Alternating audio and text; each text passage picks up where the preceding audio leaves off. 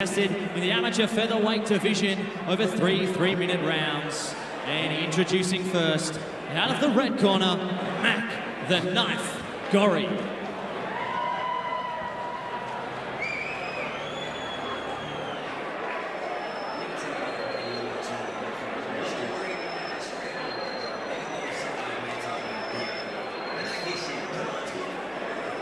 Welcome back, Coastal Combat 6, fight number 4 of the evening, a featherweight amateur contest. On his way to the Coastal Combat cage, Mack, the Knife, Gorrie. I like something about this kid, Anton. White belts are the new black belts in his mind. Your thoughts on that one? I like his enthusiasm. I mean, his opponent's only a white belt as well, so, on paper, they've both got the same grappling skills. But he fights out of C4 in Coffs Harbour, mate.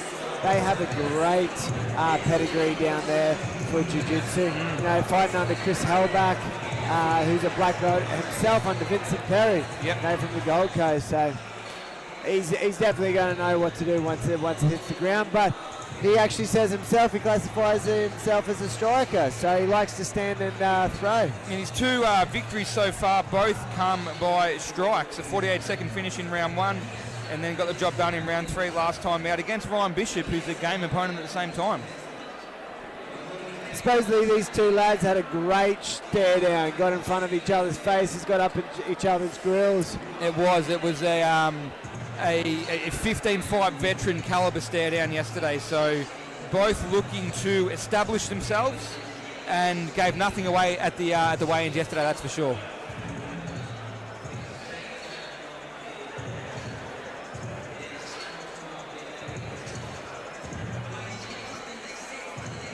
Mack Gorrie in the cage.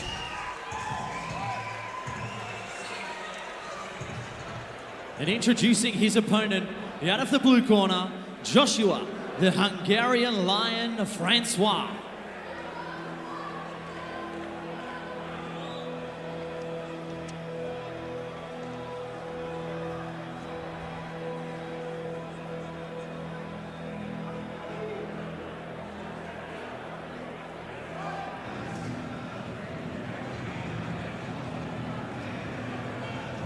Joshua Francois making his way to the Coastal Combat cage, owns the 2nd fastest TKO in the promotion's history, so when he hits people, they generally stay down. Very exciting fighter, very exciting striker. Fights out of Gamebred Academy in Brisbane, which is usually known for their great grappling and wrestling skills, but man, this guy comes to fight. And God, he loves to strike, and he has that Muay Thai style, just aggressive leg kicks and very staunch fighting position. He does. Interestingly enough, in his last couple of fights, and testament to your understanding of the Gamebred style, he started to shoot for takedowns more often. Although he has that significant pedigree from a Muay Thai perspective, he also knows that diversification in this sport is pivotal. So if this does turn into a striking battle and it isn't going his way, does have the ability to shoot, look for the submission. And to be honest, man, he looks like he's straight off the set of Vikings. Looks like he's going to want to brawl, yeah. The Hungarian Lion. Pumped. He's very pumped. Look at the stare down again there.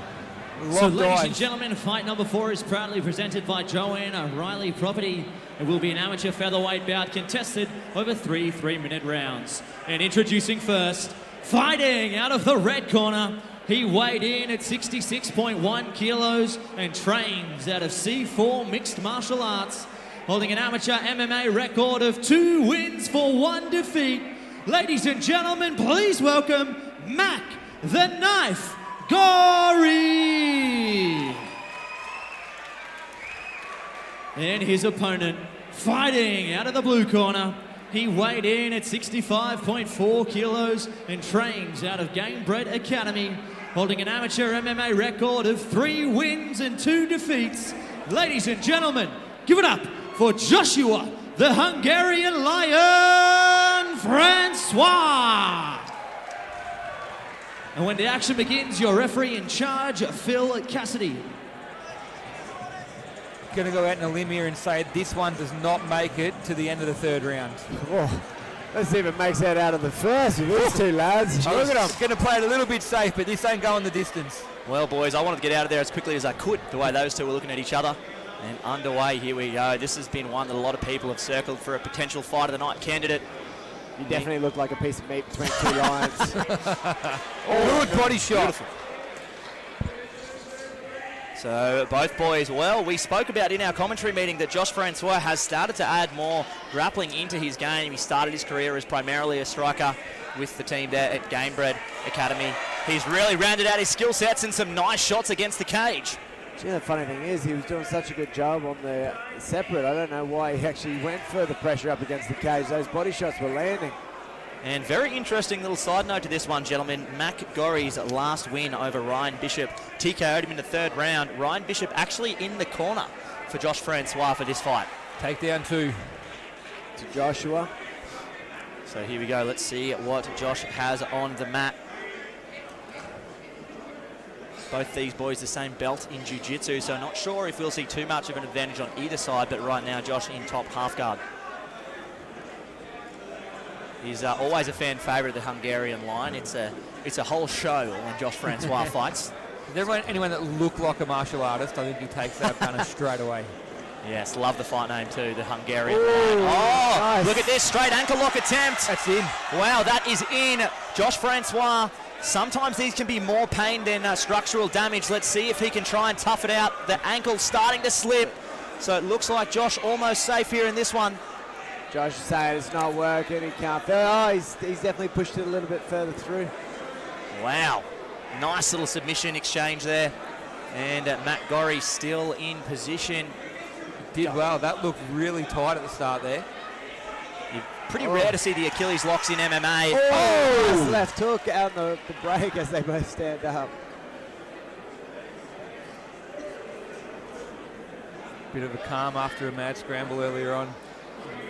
Left underhook for Josh Francois. Sorry, right underhook for Josh Francois. And Mack Gorrie does list his favourite submission off the bottom as a straight ankle lock, so no surprise he went to it there. So nice work here from Josh Francois to dig for the underhook and reverse position. Wow, I'm very impressed by the improvements we've seen in Josh Francois' grappling, but just as I say that, the commentators curse the knife Mack Gorrie reversing position. The technical skill of both these gentlemen definitely outweighed the 3 fights that they've both had. Could not agree more, Anton. Good knee. Got a nice double underhook. Like to see him maybe use it to circle towards the back or take down. Oh, beautiful. Beautiful work there from the Hungarian line into a top half guard now. And fairly loose at the moment. I'd like to see him try and pass. Looks for the big shot instead. And, well, there we go. Round 1 in the books, gents. And a fun round. Back and forth. And Josh Francois with a bit of top time, but that nice submission attempt from Mack Gorrie. It's always an interesting concept how judges score submission attempts. Yeah, I don't know. Do you go, well, Josh was on top for say 30 seconds. Is that equivalent to one submission attempt, or does that outweigh a submission attempt? I'm just not quite sure how a judge deems which one weighs more, I suppose. Yeah, would love to know how they actually calculate that, because you see it different in different fights. And so far, I think it's been relatively consistent so far with the scoring from the judges tonight. Again, quite even rounds. Like to see Josh Francois again utilise some of that distance that he showed earlier on in the start of the round. Get those hands out in there in his face. Similarly for Mack Gorrie as well. Thought he used the left hook quite well early on. Depends what strategy they want to employ here in round 2. Both boys are eager to start the second round. Yeah, very excited to get things underway.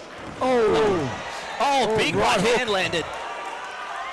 Oh, look at the balance from Francois, but nice chaining of the takedowns there, Mack Gorrie. Full guard. It's always better for the grounded opponent to get taken down in his corners. Oh, couldn't agree more, Anton. The team from Gamebred Academy shouting instructions, or they could pretty much whisper instructions, where Josh Francois is at the moment. Looking to try and get some sort of knee shield potentially, but great job on top with the pressure there from the knife.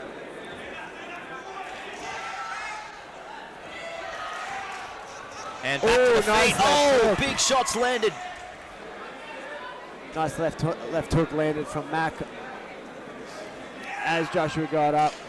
One thing that Josh Francois did show off in his last fight is one hell of a chin. Had a 3-round war with Rafael Vultures. Was on the wrong end of a decision, but certainly didn't lose any fans in the process. Good body shots again.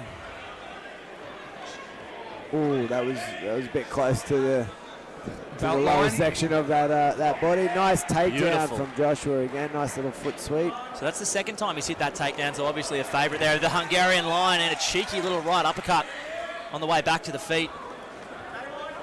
Good right hand. Take it, lift it, connect those hands. Got to connect Gets those the hands. takedown. There we go. So back and forth we go, gentlemen. Takedown for takedown, strike for strike. Some nice posture shown here from Mack Gorrie. Great posture, big chance to land some big left and right hands now. I'd like to see Mack maybe control one of the hands to try and isolate it and then land those strikes after. And it looks like he's passed all the way through into mount now, so very precarious position. Look at the That was reversal. out beautiful Wow. by Josh Francois. Using his surroundings to his advantage there as he walks his way, into closed guard. He did a very good job using that wall walk to save himself from that mounted barrage of punches, that's for sure. Of course, when we all roll jiu-jitsu, we've all been guilty of using that one, haven't we? Mate, I'm not going to lie, I love using it. I roll my guys specifically close to the wall so I can use it. So 30 seconds to go here. Let's see if Josh Francois can mount some offense here to finish. Been a pretty close round, this one. Both fighters with some good shots landed and both with at least one takedown. Mack's doing a very good job of just controlling the posture of Joshua, reducing the damage taken from those strikes. He's trying to go to a stand up from the ref, but I think Joshua's doing enough to keep it on the ground. Yeah, with 10 seconds to go, unlikely we'll see Phil Cassidy stand these boys up.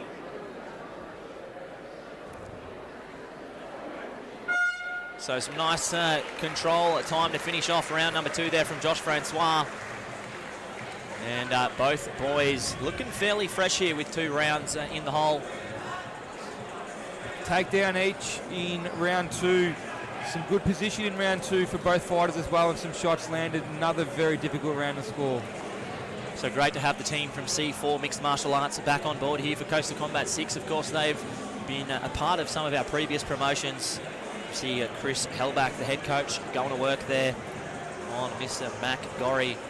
Team from Gamebred, Ryan Bishop, and it looks like we got Jason in the corner there as well for Mr. Francois. Again, I thought the right hand from Mack was quite effective in that round, albeit not used probably maybe enough time. So if you can keep that distance again, use that right hand straight down the pipe. Joshua definitely looking the fresher of the 2 fighters at this moment. Charge a flying knee here. And he, big right hand over the top. Beautiful accuracy shown from Josh Francois on that one. And still very light on the feet here into 3rd and final round. Good right hands by Mack though. Shoots for the takedown. Nice and level gets it. change. Let's see if Francois can stop him from settling position. And Nice knee to the body as he stands up. The knee was or definitely knee to the there. head. so nice work there from Josh Francois. That's one thing a lot of coaches talk about, is they talk about not accepting position. As soon as Josh felt his backside touch them out there, straight into the correct technique to get back to his feet. Ooh, nice little whiz out to ankle pick. Beautiful. Look at the balance of Josh Francois. Beautiful takedown defense on the fence. Loving the chain work too from the knife. Very technical wall work here from both fighters. Good knee. Oh, and there's that trip. Another little knee knock off that cage. So nice work there from the Hungarian line. Very close fight yet again, boys. Hasn't been an easy night for the judges so far.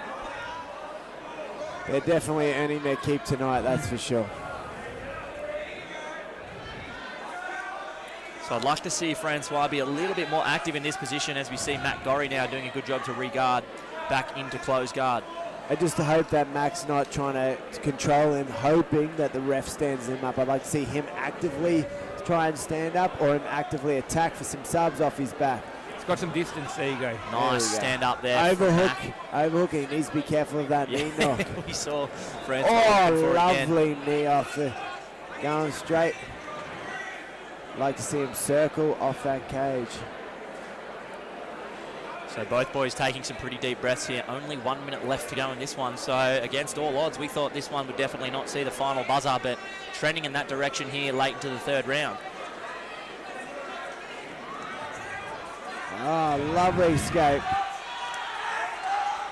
Pushes him away, gets the distance, looks for the right hand. So into a tie clinch here is Josh Francois. Not very effective position to be in, though, when you're clinching with your back against the cage. So he's got double underhooks. I'd actually like to see Mack create some space and throw some hands. He was actually landing very well. Yeah, I'm a little surprised too at the game plan there, Anton. I thought Mack was getting some good work done. Here he goes again, right on cue. And then do it again. Separate, needs to separate. Well, 15 seconds left in this one. Could this be enough to steal Mack Gorrie the decision? There we go. Breaks again. And he needs to do it one more time, I think. Get that takedown. Big takedown. Oh, wow. Does that secure Great it finish for to that him? fight. Influencing a judge's decision, no better way than a flurry of punches, big takedown right at the end of the final round.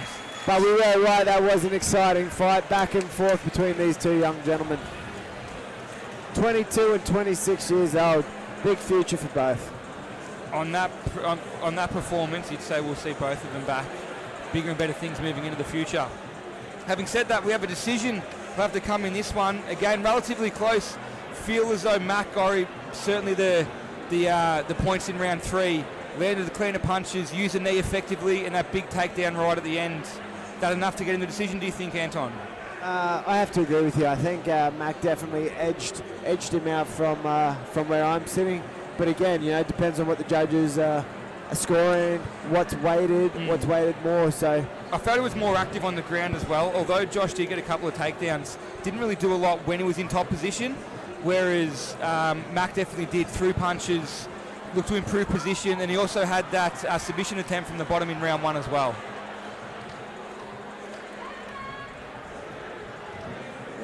let's see what the scores come back as.